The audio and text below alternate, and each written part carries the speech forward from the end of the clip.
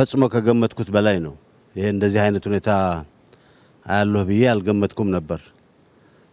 አንደኛ ከድሮ የሥራ ጓደኞቼ የትግል ጓደኞቼ ጋር አብረን ብዙ ጊዜ እንድናሳልፍ እድል አገኘሁ።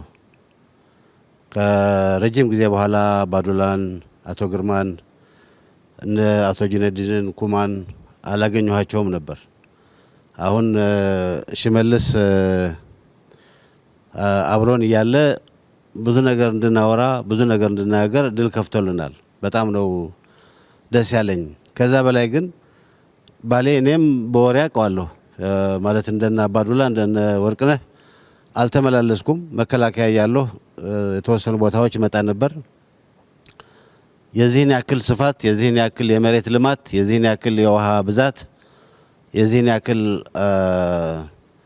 ኢኮሎጂካል ዲፈረንስ ያለው አካባቢ ማንኛውንም ነገር ለመስራት የሚያስችል የተመቸ ሁኔታ ያለ መሆኑን አላቅም ነበር። የሶፍ ዑመር ዋሻ ሰማለሁ በወሬ 15-20 ኪሎ ሜትር ርቀት ያለው የዋሻ ውስጥ ሰፈር እንዳለ ግን አላቅም ነበር። የተወሰነ ዋሻ ነበር የሚመስለኝ። አሁን ደግሞ አደረጃጀቱና ስርዓቱ ለወደፊትም እየቀጠለ ይሄዳል። ግን በጣም በሚመች መንገድ እየተዘጋጀ ያለ መሆኑን ያየሁት። በ10 ሺዎች የሚቆጠር ሄክታር መሬት ለምቶ በባሌ ውስጥ ያሉት ከባሌ ተራራ የሚመነጩት ወንዞች